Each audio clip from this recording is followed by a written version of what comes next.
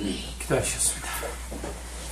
하나님, 오늘 또 우리들을 이 한자리에 모아주시고 하나님을 예배할 수 있도록 은혜 베풀으셔서 오니 감사합니다. 또한 이 예배 참여하는 사랑하는 귀한 자녀들에게 하나님 말씀으로 저희들 위로해 주시고 격려해 주시고 또한 저희들이 생명을 주심을 감사합니다.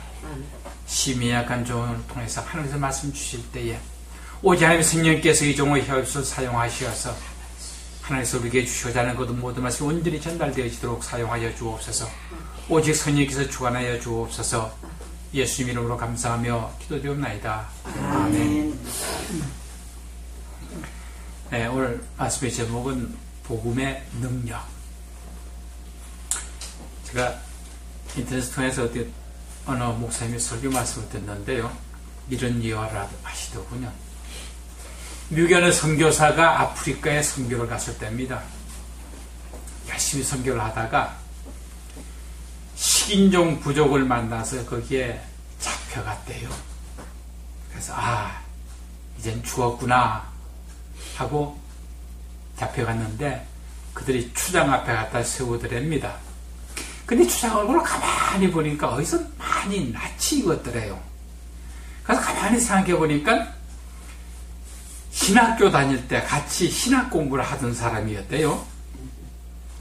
그래서 아마 다른 사람도 있고 하니까 영어로 말을 안 하고 손짓발짓해서 나하고 신학 공부 같이 하지 않았느냐고 손짓발짓 막 하니까 한참 겪고 하다가 알아보더래요. 그래서 그때서야 죽지는 않겠구나 마음이 조금 안심을 하고 가서 그 추장한테 물었대. 근데 그 추장이 아직 아버지가 계실 때 미국 유학을 해가지고 신학을 공부하고 돌아와서 이제 그 부족의 추장이 된 거예요. 그 추장한테 물었답니다.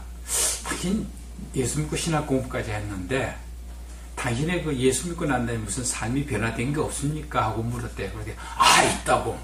그래서 뭐가 변화되었습니까? 그러니까 그 전에는 그 인육을 먹을 때 그냥 먹었는데 지금은 기도하고 먹는데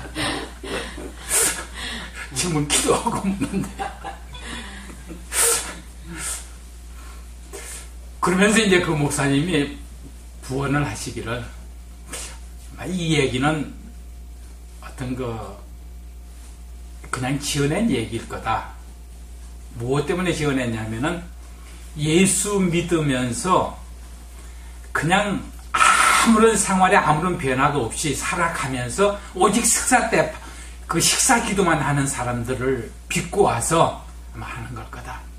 이렇게 인육을 먹을 때 기도한다는 걸 하면 정말 좀 넘어야 하는 그렇게 바로 닿지만은 보통은 그냥 식사 때 기도하는 건 당연한 걸로 그냥 기도하고 먹고, 근데 그 삶은 믿을 때나 믿지 않을 때나 믿는 사람이나 믿지 않는 사람이나 똑같이 삶을 살아간다면은 그 주장하고 뭐가 다를 바가 있겠느냐. 우리 예수 믿는 사람은 그런 거 아니지 않느냐는 얘기예요. 그러면서 강조를 합니다. 오늘 이 예배에 오신 분들 가운데에서 정말 자기의 삶이 식사 때 식사 기도하는 것 외에는 바뀐 것이 없는 사람들은 없는지 모르겠다고.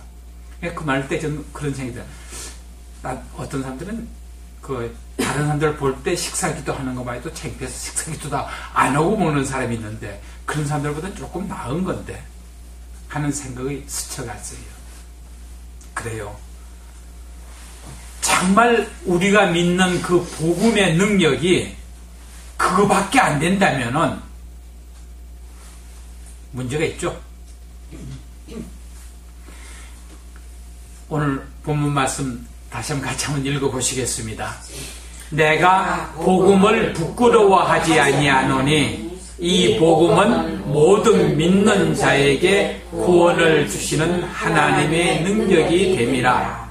첫째는 유대인에게요 또한 헬라인에게로다.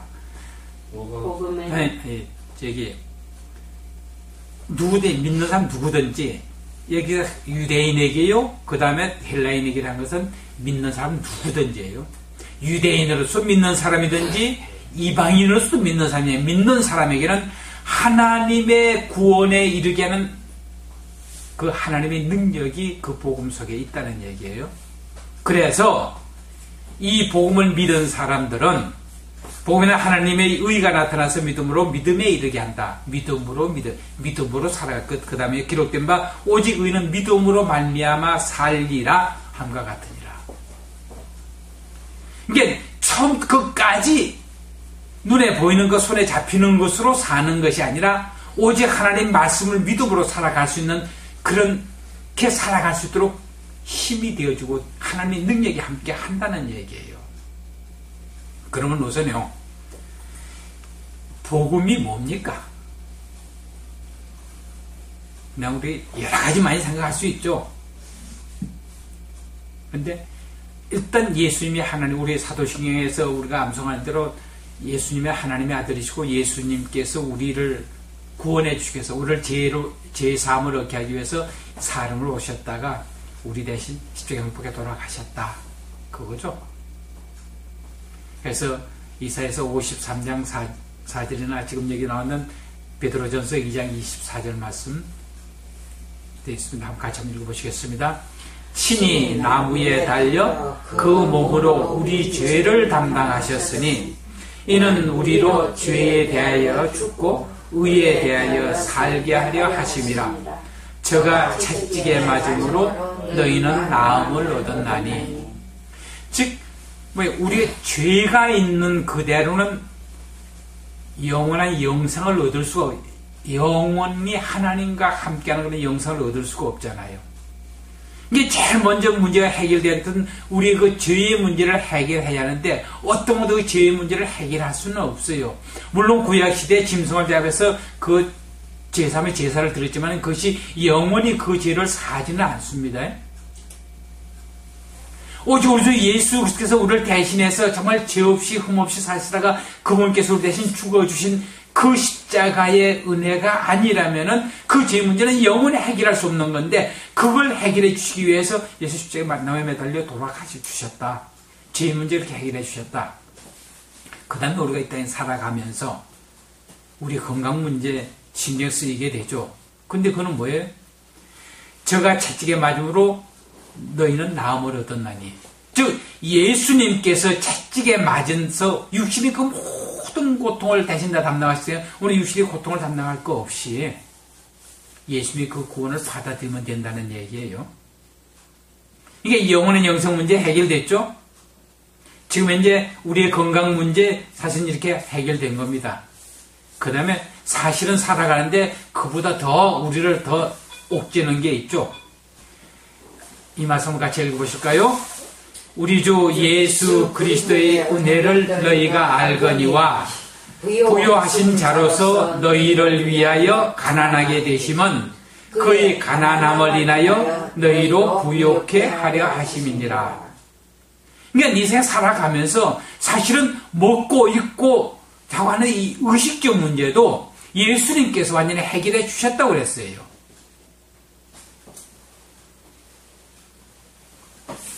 그러니까 뭐예요? 우리가 이 땅에 살아가면서 사실은 뭐예요? 우리가 할 일은 뭐가 있어요? 믿음으로, 믿음에 이르러 계속 믿음으로 살아가는 것 외에는 다른 거 할 일 없어요. 근데 바로 이러한 복음이, 그 이러한 약속들이 그냥 주어진 걸로 우리 모두가 착각하고 있지 않는가 싶어요. 이러한 구원을 완전히 내 것으로 받아들이기에는요, 그냥 내가 예수 믿습니다. 사도신경 암송한 난 예수 믿는 자입니다. 이 정도만 하면 되는 걸로 생각하는데요. 아까 그 예화했던 대로 그 식인종 추장이 이 육을 먹을 때 전에는 그냥 먹었는데 이제는 기도하고 먹습니다. 그거밖에 변하지 않았다면 뭐예요? 그 사람 지난주에 거듭난 새로운 피조물일까요? 아닐까요? 거듭나지 않았다고 분명히 생각합니다. 거듭난 사람에게는요, 그럴 수는 없거든요. 근데 그 거듭난 어떤 사람들이 거듭나요? 그냥 자기들이 머리로 예수는 하나님의 아들이고 예수님께서 십계명 못 박아 돌아가서 내 길을 사해 주셨다. 난 그거 믿는다. 그렇게 해서는 거듭나지는 않죠. 그래서 하나님께서는 우리들에게 예수를 자기 주로 영접해드리기 위해서 지난주에 말씀드린 대로 하나님께서 이미 작업해 두셨어요. 정말 하나님의 택한 자들에게는요, 분명히 새롭게 부드러운 마음과 새로운 영을 그들에게 보시고 다 해두셨어요. 그렇고 정말 진실로 자기 모든 죄와 허물 때문에 자기는 영원히 죽어야 마땅하지만은 예수님께서 내 생 십계명 못 박아 돌아가셨다는 그 소식을 받아들이고서는 진심으로 회개하고 하면은 성령을 선물로 주시게 되어 있어요. 그런데 그럼 이걸 다 된 거 아닙니까? 다 된 거 아니에요. 왜냐하면 하나님은 언제나 우리를 상대할 때 어떻게 하는가? 인격적으로 대해주신다는 사실을 우리는 명심해야만 합니다. 그래서 어떡합니까? 우리의 마음에 와 계시지만은요, 내 마음을 하셔서 그분께서 주인으로 행사하시도록 내 전체를 내어드리지 않으면, 한마디로요, 내 자신이 산 제물로 그분께 온전히 맡겨드리지 않으면 그분이 우리를 통해서 일을 하실 수가 없어요. 그동안 우리들의 삶이 변화되어지질 않죠. 분명히 그래서 이 요한계시록 3장 20절 말씀 얘기해 띄웠습니다. 같이 한번 읽어보시고 잘 아는 구절입니다만 읽어보십시다. 볼지어다 내가 문 밖에 서서 두드리노니 누구든지 내 음성을 듣고 문을 열면 내가 그에게로 들어가 그로 더불어 먹고 그는 나로 더불어 먹으리라. 분명히 하나님은 전능자 하나님의 예수님 문 열고 왜 못 들어오시겠어요? 들어오실 수 있어요. 그러나 하나님은 전체로 문을 열어드리기 전에는 강제로 들어오지 않으시는. 근데 악령은 우리를 위협해가지고 억지로 그 문 열게 만듭니다. 억지로 들어와요. 악령은 들어와요. 근데 하나님의 영은 절대로 우리가 그분을 환영하고 모셔드리기 전에는 우리의 삶을 주관하시질 않습니다. 그러면 매 순간순간마다요, 내가 진실로 성령 하나님께 온전히 순종하고 나간다는 그러한 결단이 없이는 안 되어진다는 사실입니다. 근데 오늘 어때요? 아까 그 예화를 얘기하던 목사님 설교하신 가운데 그렇게 하시더라고요. 주일날 일주일 동안 살다가 주일날 와서 나 있는 내 모습 이대로 나왔습니다. 내 최신 대로 나왔습니다. 나 불쌍히 해서 나의 죄를 용서해 주십시오. 그래놓고 회개하고 예배 드리고 돌아가가지고 또 그냥 살다가 그 다음에 또 와가 또 똑같은 기도를 계속 반복해 온다 이겁니다. 그거는 뭐예요? 인육 먹으면서 기도하면서 인육 먹는 그 추장하고 50보 100보를 하는 거죠. 왜요? 예수님께서 원하시는 게 뭘까요? 우리 요한복음 8장에서 간음하다가 해녀 잡힌 여인과의 그 사건이 끝난 다음에 예수님께서 뭐라고 말씀하셨는지 알고 계시겠지만 다시 한번 같이 한번 읽어보십시다. 예수께서 일어나사 여자 외에 아무도 없는 것을 보시고 이르시되 여자여 너를 고소하던 그들이 어디 있느냐? 너를 정죄한 자가 없느냐? 대답하되 주여 없나이다.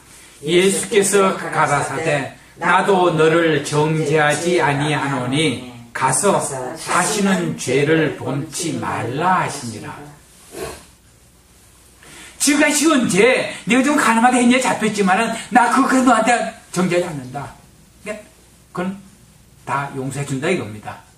그런데 지금 돌아가서 또 그렇게 죄짓고 사지 말아라고 그 예언한테 얘기합니다. 예수님께서 우리에게 정말 와서 회개하고 정말 우리 불쌍히 용서해달라고 하면 뭐라고 그러시겠어요? 분명히 지금도 우리에게 이런 말씀하실 거예요. 그래, 내 지금 지은 죄 나 다 용서해주마. 그런데 이제는 나가서 다시 죄를 범치 않고 말려고 살아라 이겁니다. 근데 우리들은 뭐예요? 매 주일마다 와서 꼭 같은 죄로 안 해주면 참만 살아온 것. 이제 물론 살다가 보면은 그 죄의 종류가 달라진다는 거는 점점 숫자가 적어진다든지 그 상황이 달라지는 거는 있을 수 있겠죠. 그러나 같은 걸 반복해서 그렇게 한다면은 참 하나님은 사랑이시니까 우리를 분명히 하나님께서 그러셨어요. 하루에 같은 죄를 짓고 다시 잘못하느라고 7번씩 와서 해도 그래도 용서해 주라고 그랬어요. 근데 일주일에 7일 49, 49번 같이 그랬다 해도 하나님 용서해 주실 거예요. 결국 그건 무한적으로 그렇게 용서해 주신다는 얘기니까 용서해 주실 겁니다. 근데 그러한 우리들을 통해서 하나님은 뭘 얻으시겠어요? 하나님이 우리를 택한 이유가 뭐라고요? 우리를 통해서요. 하나님이 하나님 되심을 나타내기를 하나님은 소원하고 계십니다. 이게 하나님께서 이렇게 우리의 모든 구원을 다 해주셨다 그러니까 내가 건강하게 살아가고 내가 부유하게 살아가서 하나님께 영원히 내가 그렇게도 할 수 있어요. 그러나 그 이상이에요. 내가 이 땅에 살아가면서 병들어서 골골하면서 걱정하지 말아라. 내가 이 땅에 살면서 굶어 죽어야 걱정 염려하지 말아라. 그 내가 다 해결해주마. 그러나 너는 뭐예요? 그거 다 내가 해결했으니까 우리가 해야 할 일은 뭐예요? 우리가 어떻게 삶을 살아가면은 하나님께서 나를 통해서 영광을 받을 수 있는가? 우리는 거기에 전심전력을 기울여야 돼. 그것이 바로 하나님 나라와 하나님의 그 의를 구하는 거란 말입니다. 그 우리 힘으로 할 수 있어요? 늘 전 가끔가다 설교하다가 이렇게 중간에 김 빼줘. 그거 우리 힘으로 안 된다는 거예요. 그래서 하나님께서는 우리에게 새 영을 주고 부드러운 마음을 주고 성령을 선물로 주셔가지고 그 성령 하나님의 능력으로 그렇게 해나갈 수 있도록 하나님 준비해 주셨다 이겁니다. 그냥 오직 뭐예요? 다시 반복해서 말씀드렸죠. 내 안에 와 계신 성령 하나님의 음성에 귀를 기울여서 그 말씀 온전히 순종하는 삶을 살아가면은 변화가 안 될 수가 없죠. 사람이 바뀌어지지 않을 수가 없죠.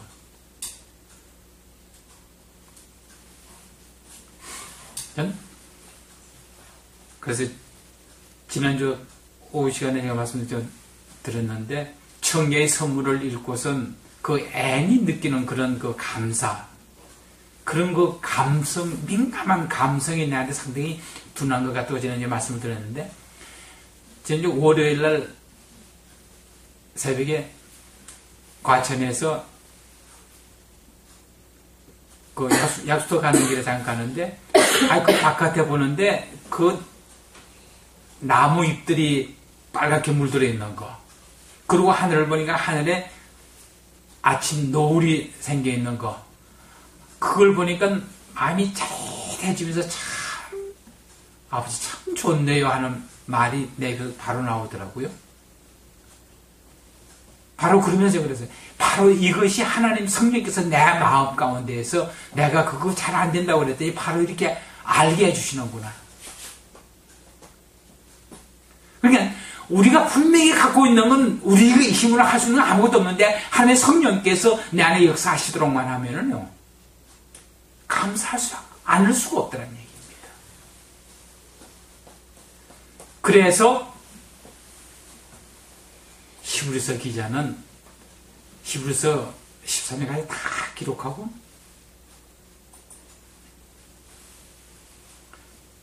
마지막 13장 마지막 부분에 와가지고 이렇게 기록했습니다. 한번 읽어보실까요?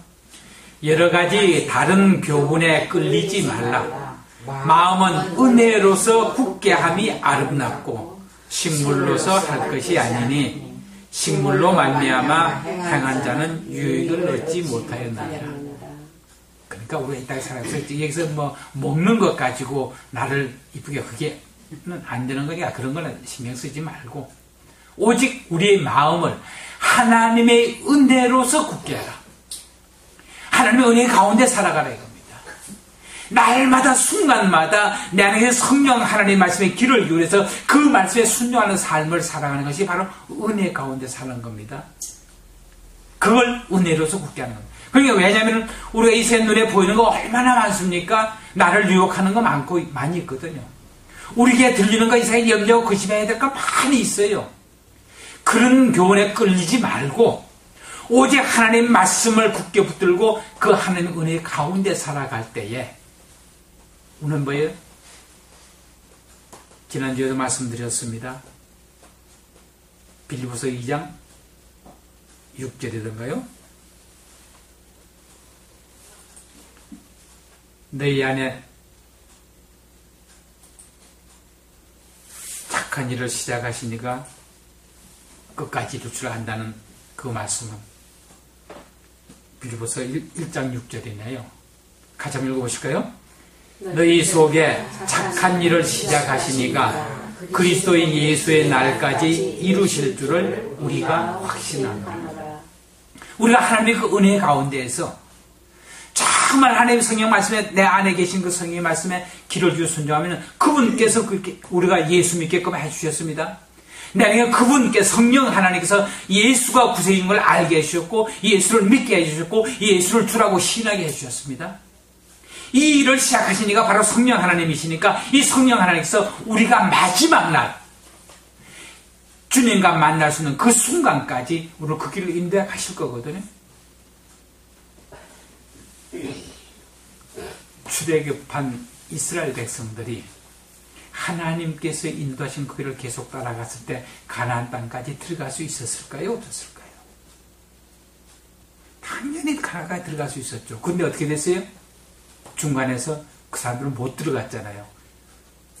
20세 이상 된 성인들은 한 사람도 못 들어갔잖아요. 갈렙과 여호수아 빼놓고서는 그 수많은 사람들이 못 들어갔잖아요. 왜 못 들어갔어요? 하나님의 그 말씀 온전히 순종하지 않고 자기들이 느끼는 대로 자기들이 경험하는 대로 자기들은 멋대로 갔잖아요. 만약 하나님께서 이렇게 착한 일을 우리 안에서 시작하셨는데도 불구하고 이 하나님의 말씀에 불순종한다면 그 말씀대로 따라가지 않는다면 그걸 끝까지 이루지 못하죠. 하나님께서 여러 가지 모양으로 정말 우리에게 그런 경고의 말씀을 주신다 할지라도 저는 지난 주간에 11개 하를 듣다가 참 다시 한번 너무나 안타까웠었어요. 솔로몬이 하나님이 2번이나 나타나가지고 너 이러면 안 된다고 너 이러면 안 된다고 2번이나 나타나서 경고했음에도 불구하고 바뀌지 않더라고요. 그가 처음에도 사실 2번 나타났어요. 기브온에서 1,000번째 드릴 때 꿈에 나타나가지고 너 뭐 구할래? 하고 그 지혜를 구해가지고 칭찬받았어요. 그 다음에 성경 건축해놓고 나서 하나님께 기도 들고 나니까 그래, 네가 이 법대에 떠나지 않으면 내가 영원토록 너와 함께한다 그렇게 해서 큰 축복받았어요. 그 삶이 얼마나 영화로웠었어요. 그래 그가 조금 타락할 때 좀 넘어갈 때 한 2번이나 그때도 2번 나타나가지고 이러지 말라 경고한데도 불구하고 변하지 않더라고요. 그게 뭐예요? 평소에 우리 그 삶 가운데에서 우리가 습관적으로 성령한테 순종하는 그 법을 배워서 연습해 나가지 않으면 결정적인 단계에 가가지고 쓰러지고 나면은 못 일어난다는 얘기예요. 그러니까 우리는 언제나 어느 순간에도 내 안에 계신 하나님의 성령의 맛을 순종할 수 있는 그 맛을 따라갈 때 하나님께서 주신 그 하나님의 능력, 그 복음을 이루던 게 뭐라고요? 우리 죄 문제 완전히 해결해 주셨어요. 우리의 건강 문제 해결해 주셨어요. 우리 먹고 사는 문제 아니면 완전히 해결해 주셨다는 얘기입니다. 그대로 그냥 우리 따라가기만 하면은 다른 사 같이 잡을 안 될 수는 안 될 수는 있어요. 다 같이 건강해져서 그 체육 선수 같은 거에 대해서 금메달 못 딸 수 있어요. 그러나 기본적인 그 삶에는 전혀 지장이 없이 살아갈 수 있습니다. 오직 우리는 전심전력을 다해서 그 성령의 말씀에 순종할 때 하나님의 그 복음의 능력으로 말미암아 하나님께서 우리를 통해서 하나님의 영광이 드러날 겁니다. 오직 그러한 우리들의 삶이 되죠. 주님으로 축원합니다. 기도하시겠습니다. 하나님 아버지, 하나님께서는 저희들에게 모든 저주를 다 해결해 주시고 진실로 우리가 영원한 하늘나라를 향해서 날마다 우리는 즐겁게 나아갈 수 있는 길을 마련해 주셨사옵니다. 근데 저희들은 눈에 보이는 것, 귀에 들리는 것 때문에 내 자신의 인간적인 그런 여러 가지 조건 때문에 이러한 하나님께서 예배드신 이 길을 알지도 못하고 보지도 못하고 걷지도 못하는 경우는 너무나 많이 있음을 고백합니다. 하나님, 오늘 하나님께서 이렇게 말씀을 주셨사오니 하나님께서 예배신 그 모든 길을 온전히 기쁘고 즐겁게 걸어갈 수 있는 기회 되어지도록 성령님께서 역사해 주시고 깨닫게 해 주옵소서. 그리고 또 우리의 마음 가운데 진실로 이 성령에서 온전히 순종하는 그런 삶을 살아갈 수 있도록 우리를 인도하여 주시옵소서. 온전히 사용하여 주옵소서. 예수님 이름으로 감사하며 기도드리옵나이다. 아멘. 말씀